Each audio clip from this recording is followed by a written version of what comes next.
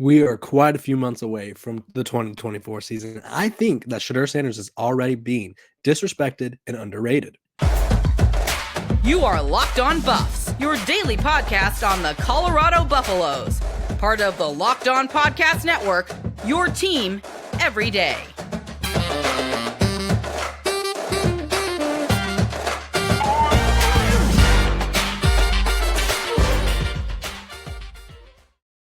Welcome to Saturday's episode of Locked On Buffs. I am your host, Kevin Bohr, but today's episode of Locked On Buffs is brought to you by Game Time. Download the Game Time app, create an account, and use code Locked On for $20 off your first purchase. We are also brought to you by the Locked On Podcast Network. It's your team every day for free and available wherever you get your podcast. So it's up to you. It's your preference. Make sure to like, subscribe, give us 5 stars. We're also brought to you by just good vibes. You know, we're having good vibes all the time these days. It's the new year, so new vibes around everything. Let's dive right in though, because there's some bad vibes over at the odds maker department. The other day, I think it was yesterday or the day before, FanDuel released their 2024, so next year's season, Heisman Trophy odds. And so, as one would expect, there's a lot of names up there like Quinn Ewers, Carson Beck, Jalen Milroe, Dylan Gabriel, who was the Heisman frontrunner for a little bit. But I was like, where's Shedeur Sanders? Why is he so low? And so I was like, let's just take a look at where Shedeur, finished this season. He finished this season 24th in passing yards, which is not too shabby at all. His touchdown to interception ratio was among the best in the country. He had 27 touchdowns and 3 picks. There was only 1, 2, 3, 4, 5, 6, 7, 8, 9 quarterbacks that had more touchdown passes, and majority of them played in a bowl game. So obviously numbers are more inflated than Shedeur's will be just because he didn't make it to a bowl game. And he only had on the year 3 interceptions, and which was among the least in college football, realistically. Jordan Travis was the only player that had 2. Then Bo Nix with 3, Shedeur Sanders with 3, Graham Mertz with 3, and then Heisman Trophy winner Jaden Daniels had 40 touchdowns and 4 picks. And so I was looking at these names, and usually, because speaking of Jaden Daniels, if you look at the Heisman winners over the past few years, there's a certain type of player that they look for. I think one, it's someone who's on a winning team. So obviously Colorado needs to be a little bit better next year. 2, it's someone who has that dual threat ability. So obviously Jaden Daniels can run. Caleb Williams ran a little bit. Bryce Young could scramble around. Joe Burrow, I would say, was the last like true pocket passer to win the Heisman, and then Baker Mayfield. But Baker ran in college. There's a difference between college and NFL speed, because some of these guys in college are scrambling around, running around, and then they get to the NFL and they're like, oh, this guy's really slow. And Baker Mayfield is one of those guys. But so what I've noticed is, one, Jaden Daniels, he's kind of the exception out of the last few Heisman winners, because his LSU team wasn't really contending for anything. But Caleb Williams, USC was in the Pac-12 title game. They were essentially a 1 win away 2 years ago from making it to the playoff. Bryce Young, obviously Alabama is always in the mix.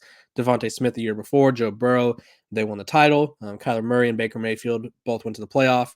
Lamar Jackson, I think, was the last quarterback to be on a team, or last Heisman winner, really, to be on a team that was kind of like not competing for a title, but he was just so electric. And so I'm looking at these odds, and I'm like, how is this possible? So, for instance, Quinn Ewers is currently the favorite at plus 750. Then there's names like Carson Beck, Jalen Milroe, also at plus 750. Next, best odds is Dylan Gabriel at 1,000. Will Howard, who just transferred to Ohio State, at plus 1,500, which, don't get me started on that move. I think Ohio State fans chased away the better quarterback and will probably be going 9-3 next year. And then Nico, I don't know how to say his last name, Amelieva, I believe is how you say it, from Tennessee. He is right under Will Howard. Then Jackson Arnold from Oklahoma, Connor Weigman at Texas A&M, who I don't even think is guaranteed to be the starter. Garrett Nussmeier at LSU, Noah Fafita at Arizona, which he's good. JJ McCarthy, I'd feel disrespected if I was him, plus 2,000. Jackson Dart plus 2,000. DJU plus 2,500. Cade Kublik plus 2,500. Riley Leonard, Will Rogers, Brady Cook, Drew Aller, all of them have better odds than Shedeur Sanders, who's at plus 400. And so I see this and I'm like, one, obviously Shedeur Sanders doesn't run a lot, but neither does Quinn Ewers, neither does Who else is up there? Carson Beck isn't a dangerous runner. I would say Garrett Nussmeier is not a dangerous runner. No, Fafita can run, but he didn't run a lot. And so I'm like, why is Shedeur Sanders' odds not better? And so, one, I think the odds would be better if Colorado was projected to be a better team, because honestly, that's what it comes down to. Realistically, Heisman winners are never on teams that barely are making it to barely above 500, and I think that's where Colorado's kind of viewed at right now is 6 wins. But I do think that Shedeur Sanders is going to assert himself in the Heisman conversation at least to start the year. Because if you look at Colorado's 2024 schedule, they have a very favorable. Like if they start 3-0 again, I would not be surprised. Like let me just put that out there. I think Colorado has a favorable schedule in the sense that they're catching these teams at the right time. They have, let's see, North Dakota State, obviously a very tough FCS team, but realistically, they should have no trouble. Colorado should have no trouble with them.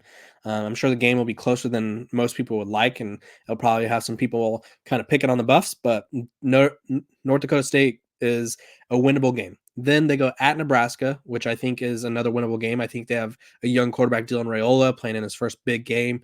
I think Colorado should get the best of him there, unless Dylan Raiola ends up being like the second coming. Then they head to Fort Collins to take on Colorado State. I think that's winnable. Then they have to go to Tucson, Arizona for their first Big 12 game. Well, I guess like their first Big 12 game of this new Big 12 era because they're already part of the Big 12. Arizona, I think winnable game. I think it's going to be a tough game. I think if I were to have to pick a loss in those first 4 games, it'd be this one. And then they have Utah, which Utah is going to be a tough one. They get them at home, which is nice. But realistically, even we'll say they drop those 2 games. I think they beat Baylor. So you're sitting at 1, 2, 3, 4, and 2, which I mean, very similar to how this season went. And then you get Oklahoma State, who I think if Colorado could stop the run, they should be able to beat. I think Colorado could easily win 7 to 8 games. So I think for Shedeur Sanders to be in that Heisman threshold, he needs to be at least 8 wins. That'd be to even keep him in the conversation, because the more you lose, the less appeal you have to the Heisman voters, because they're like, eh. Also, I know this is about Shedeur, but Travis was nowhere to be seen. Travis is, let's see. So for reference, Shedeur is plus 4,000. Excuse me. Travis is plus 7,500. Below names like Cam Rising, a Utah quarterback, Tyler Shuck at Louisville, Teteroa McMillan, or T-Mac as he goes by. Teteroa is his name. Excuse me. CJ Baxter at Texas. Dante Moore, who is the backup quarterback at Oregon, has better odds than Travis Hunter. So these odds makers, I don't know. I'm not buying it. I think Shedeur and Travis should be a little higher, but I do think it depends fully on how good the team does. Otherwise, obviously, if your team's struggling, you're not going to be in the Heisman mix. But come on, give Shedeur Sanders a little more respect than that. I mean, we got guys who are backup quarterbacks having better Heisman odds than Shedeur Sanders, which is pretty crazy, I think. Let me know what you guys think in the comments. Let me know if you guys would take that bet. Speaking of betting, this episode of Locked On Buffs is brought to you by our sponsors over at FanDuel. The NFL regular season is wrapping up, but there's still time to get in on the action with FanDuel, America's #1 sportsbook. Right now, new customers can get $150 in bonus bets guaranteed when you place a $5 bet. It's $150 in bonus bets, win or lose. The app is easy to use, and there's so many different ways to bet, like live same-game parlays. Find bets in the new Explore tab, or you can make a parlay in the Parlay Hub, which is the best way to find popular parlays and more. So visit FanDuel.com/lockedon and make your first bet a layup. FanDuel is the official partner of the NFL. Welcome back to Locked On Buffs. Thank you for making me your first listen of the day. We're free and available wherever you get your podcast. So, obviously, if you guys are familiar with the NCAA football game, like the college football game, the video game, it's coming back. And that's an exciting thing for someone who's like myself, who played that game growing up as a kid. It's an exciting thing for all college football fans who really just love to play that game. And that was like the one game they played, because that was me. I don't game, but that was like the one game I loved playing. And it obviously stopped. I think it was 2013 was last year. I know Denard Robinson was on the cover, which oddly enough, I was at the NFL draft when Denard Robinson got drafted in like the 5th round by the Jaguars, just randomly. I just remember that. My 8th grade, we were on our New York and Washington D.C. trip, and we were like, oh, let's go to the draft because at the same time. But anyway, they're bringing the game back, and so there's been a lot of discussion over who should be on the cover. And so I was thinking, and I saw this idea online, and I think it would be cool, but I do think it's not what the game was about. I think the let me tell you what I was referring to. They had Deion Sanders, Coach Prime, as the cover of the video game. And while I think that'd be really cool, that would be I think it's about the players. And I don't think Deion Sanders should be on the cover of a video game about college football. Now, do I think he represents all things college football and like the excitement in college football? Yes. But I think if you're going to go the Colorado route, put Shedeur or put Travis on the cover. You don't have to put Coach Prime on the cover. Because if you go back to the first renditions of the game, it was 1993. So it was Bill Walsh, which it was him and a player. So I guess you could go like the picture of Coach Prime talking to Shedeur. That'd be a good one. And then it was Bill Walsh in 1994, and then College Football USA 96, which was in 1995, which is I can't tell who it is, but yeah. So notable names like Mark Sanchez. No, is that Mark Sanchez? Or I think that's Carson Palmer, Larry Fitzgerald, Desmond Howard. You got Robert Griffin III, Mark Ingram, Tim Tebow, Michael Crabtree. So I feel like it needs to be someone who's deserving. And so I honestly, because I think when does the game drop? I think realistically, if the game drops while Shedeur and Travis are still in college, I think it should be Caleb Williams to kind of keep that trend going of like players who are no longer in college. But obviously, they did that because they couldn't be played, so I'm sure they got a little check there for their presence. But yeah, I think because a lot of people are like, it's got to be Coach Prime. He's the most exciting figure in college football. He's generating tons of views, tons of money for his program, and he's just cool. And I don't disagree. And I think like if you wanted to have Coach Prime on the cover, I think you need to have Travis and Shedeur on the cover. I really do. I don't feel like it's a coach thing. I feel like that would take away attention from like this is the first time that the athletes will be able to be paid for being in the game. They get $500 a person for being a part of the game. And I just don't think it's about Coach Prime. Like if it was Coach Prime's college football, then put him on like John Matt. Like if it was like Madden, where it was like Coach Prime college football video game, then sure, put him on the title. But for him to be on the title of a video game that's about the college athletes, I feel like if it's going to be him, like I've been saying, you got to go Shedeur, maybe throw on Shiloh and Shedeur. I feel like Shiloh kind of gets left out even though he's in some of these commercials. I feel like he's kind of not an afterthought, but I don't think he's as thought of as much as like no one's saying Shedeur Sanders should be on the cover. They'll say it's got to be Shedeur and Coach Prime, like I am, and you may as well at that point have Shiloh on there too, have his three sons because they did take over college football in a sense. So let me know in the comments who you guys think should be on the cover. Right? It's one of those things where it's like I don't really care either way, but I do think it would be cool to have the athletes on the cover rather than the old man, the old coach. But yeah, so let me know what you guys think who should be on the cover because I feel like it should have at least a player and a coach if they're going to do that. Otherwise, just go players, and if they just go player, I think it'll be Shedeur, Travis, Bo Nix would be a good one. Michael Penix would be a good one. Caleb Williams would be another one. And I think that's it for guys who I'm like, that guy should be on the cover. Maybe Blake Corum at Michigan. Not many guys, I would say. Those 6 are like my top. Maybe let the fans vote. I feel like that'd be an even better way to figure it out because obviously fans, you can only blame yourself if the majority wins. Am I right? So this episode of Locked On Buffs is also brought to you by our sponsors over at Game Time. You shouldn't have to worry when you buy tickets to your next big event. Game Time is a fast and easy way to buy tickets for all the sports, music, comedy, and theater events near you with killer last-minute deals, all-in prices, views from your seat, and the best price guarantee. Game Time takes the guesswork out of buying tickets. They have last-minute tickets, flash deals, zone deals, easy to find and buy tickets for every kind of event in your area. Views from all seats in the venue, lowest price guarantee, event cancellation protection, and job loss protection. Game Time has deals on tickets right up to the start of the event and even an hour after it starts. It's the place to find last-minute tickets. Take the guesswork out of buying tickets with Game Time. Download the Game Time app, create an account, and use code LOCKEDON for $20 off your first purchase. Terms apply again. Create an account and redeem code LOCKEDON, that's locked on, for $20 off your first purchase. Download Game Time today. Last-minute tickets, lowest price, guaranteed. Okay, to conclude out this lovely Saturday episode, which I want to thank you guys for tuning into and making me your first listen of the day and starting your weekend off the right way. Obviously, there was no New Year's episode, so I'm making it up here. We're talking about transfers. Obviously, Colorado has quite the extensive list of transfers already. I talked about the transfer strategy yesterday, but if you missed that episode, go check that one out. I think I dove into what went wrong for Colorado quite well yesterday. Not to pat myself on the back, but it was a good discussion I had with myself.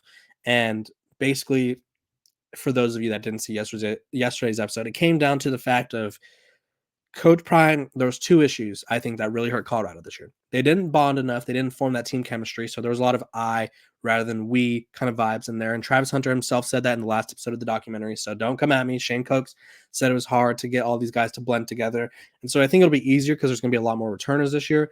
But I just think there was too much change and not enough emphasis on Colorado culture. Secondly, when Coach Prime was getting guys out of the portal last year, it was anyone who had a pulse that wanted to come play at Colorado. Now, I know he said initial reports indicated that there was like 200 guys that were interested in Colorado. But at the same time, I think that might have been overstated because he brings in a bunch of portal guys who, quite frankly, majority of them were backups or rotational players at their previous school.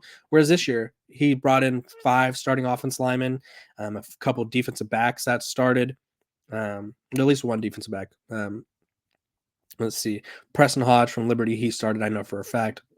And then you bring in defensive linemen that started, like Nwankwu, Samuel O from Pitt, DJ Lundy started at Florida State, a linebacker. So he really emphasized, and he said this in the closing seconds of the doc, that, yeah, we got to go after starters, guys who have started, because I think they were focusing too much on, I don't want to say potential. They were focusing a lot on, we're going to bring in so many transfers. We're going to have so many transfers come in. And I think they kind of got to the point where quantity was taking a front seat to quality, who was in the back seat, just like, oh, okay. Yeah, sure. Bring in another offense lineman who barely played, or offense lineman who played at the FCS level but wasn't that good. And I think that's what hurt them. So I wanted to talk to you guys about the transfer portal because obviously Colorado's got some big visitors coming up, according to sources. Jaden Harrison, a wide receiver from Marshall. He had 28 catches, over 400 yards and a score. He also had a lot of kickoffs in his career. He had 23 kick returns this past season, 2 of which went for touchdowns, which is exciting because anytime you could get points or extra yards on a play doesn't hurt. 5'11", 195, started his career at Vandy, spent the next 3 years at Marshall, and now is looking to transfer up. I think he'd be a good addition. Jeff Clark, a defensive lineman from Louisville, a little undersized, 6'2", 290, from Powder Springs, Georgia. Started his career at Georgia State. This past season, he kind of had he obviously wasn't in the mix at Louisville. He only had 14 total tackles, 6 solo, didn't have a sack. But during his time at Georgia State, he had 9 sacks total. He was clearly much more productive. So he's obviously a rotational guy, I would say, but he's someone that's coming to take a trip to Boulder. And then this last one, this is kind of like the last big target, I would say, for Colorado in the portal. It's LeJontay Wester, 5'11" receiver, 167. So a little small, but he's fast. He's from Florida, so you know he's fast. He had his best season yet. So shout out Tom Herman, because this guy, he went from having 65 catches, 62 catches next year to 108 catches this year for 1,100 yards, 8 touchdowns. They also used him in the run game. He had a rushing score, could return punts. He had a punt return for a touchdown. So a lot of dynamicism here. I think if you were to bring him in, I honestly don't know who I would pick for my starting wide receivers, because I think right now in my head it's like, okay, Will Shepherd, Jimmy Horn, and Travis Hunter. And then You have Chairman Mateer, the Cincinnati tight end, as the other pass catcher. So that's 4. But who's that 4th receiver? So then it's like, is it Draylon Miller? Is it Omarion Miller? Is it Tavares Dawson? But if it was LeJounte, if LeJounte comes in, I honestly think maybe Jimmy or Travis is losing some snaps at receiver. Now, obviously, Travis plays both ways.